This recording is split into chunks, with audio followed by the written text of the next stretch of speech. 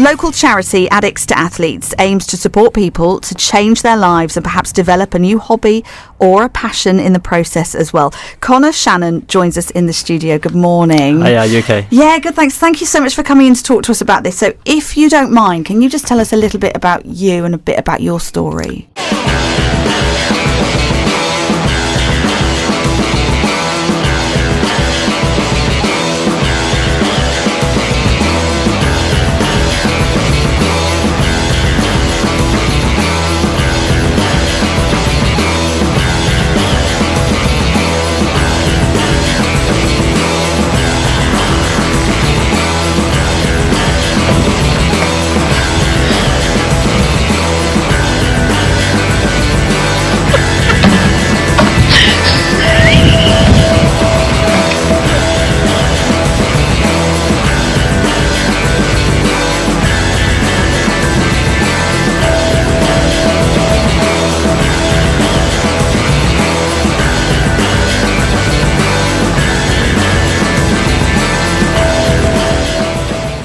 Just a normal kid, I guess, doing what most kids do. Had hobbies and interests, and then eventually that took me to skateboarding. The thing called a bam bam. The people say all Jamaican, really different style, different fashion, you know? Tell me, say one thing and see, can't understand. Who one thing and see, can't understand. What make them a talk about me ambition? Say what make them a talk about me ambition? Come and say some of them a ask me where me get it from. Just some of them a ask me. They're totally legal head shops who specialise in drug paraphernalia and alternative lifestyle material, but there's increasing concern at the sale of highly potent synthetic drugs known as legal highs in these stores. Legal high shops swept across the UK, selling dangerous drugs to anyone willing to buy. They'd cause extreme psychotic behaviour, sometimes even death. Packets of shiny drugs littered the streets like a bad pack of Pokemon cards. Users would collapse from the effects, and hundreds of people every year would lose their lives. And it's still a problem today. A new wave of spice found its way into the UK market in vape liquid, causing more deaths and more dangerous effects. It's more harmful than ever, leaving people like unresponsive statues. They say it's more addictive than heroin. Not enough has been done, and the closures of legal high shops are all too late, and it's never truly stopped the problem of imports and prison use.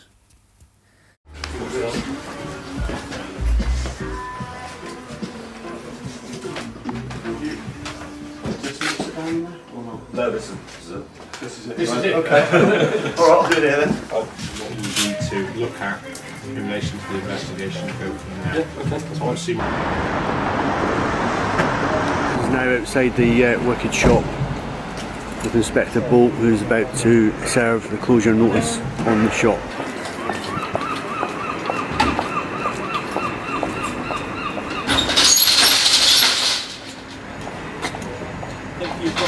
During that time though, when you're at rock bottom, when you're at that lowest point in your life, I'm guessing relationships with family and friendships, you had a struggle with that perhaps? Yeah, so obviously it's quite hard to be a family member and friend when there's someone really suffering with addiction, and it must have been really hard for them to go through that, and through my own fault and problems of addiction, I did end up losing those connections, and it's about just getting better and making those connections again.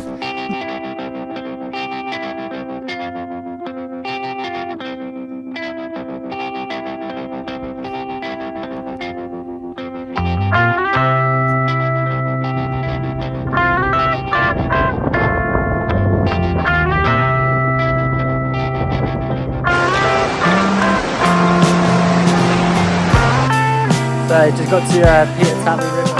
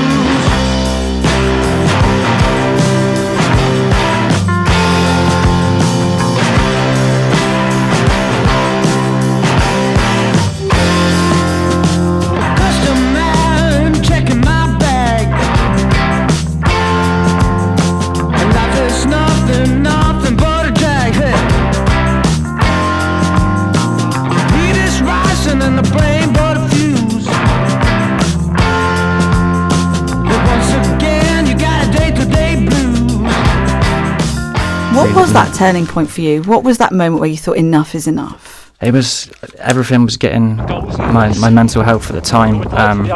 It was so hard to deal with things. I think I was bottling up a lot of issues over time, and I'm sure many people can relate to this, especially men as well. They do bottle it up, and you feel like you're just going to explode at one point.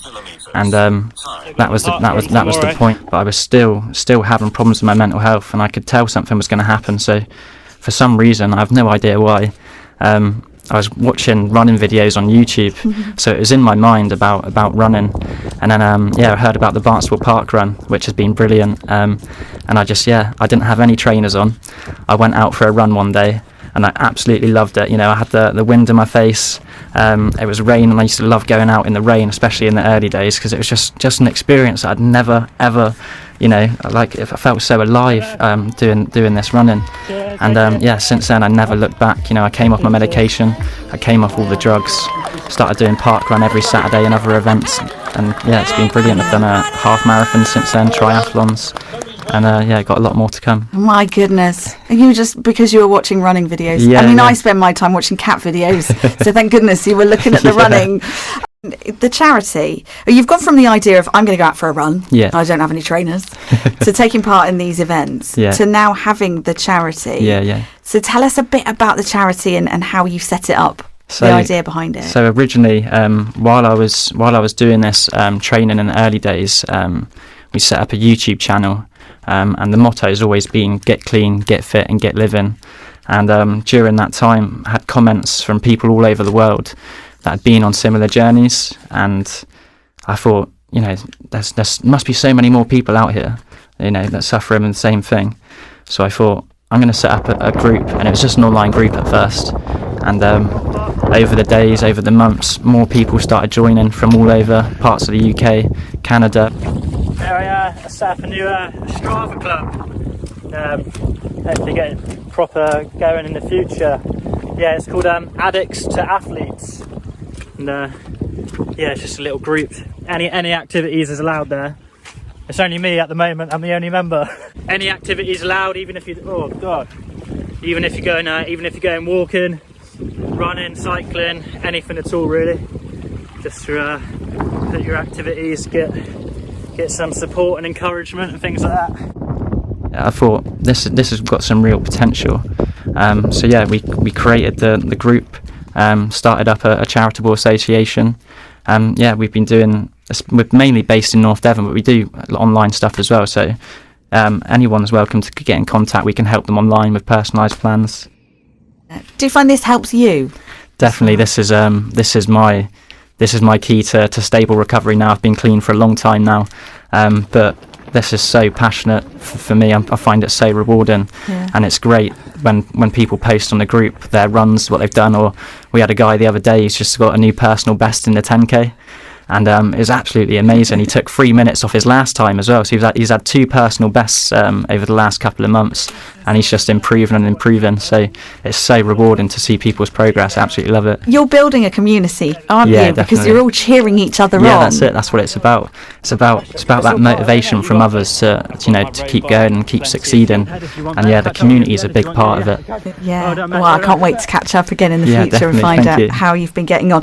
Just tell us once more then the website or the social media, if we want to just quickly have a little look and find out a bit more. So we've got our main website, which is addictstoathletes.org, and also the Facebook page, which you can find us under Addicts to Athletes. What do your family think of this? They absolutely love it. My mum, my sister, all my family, my nan. It's brilliant because obviously they've seen me at rock bottom. They've seen how bad it got and how worse it could have potentially been. So I never thought that I'd ever be doing races and events. I never thought it would ever happen. So it must be so rewarding for them as well to see that journey. We're loving North Devon. This is The Voice.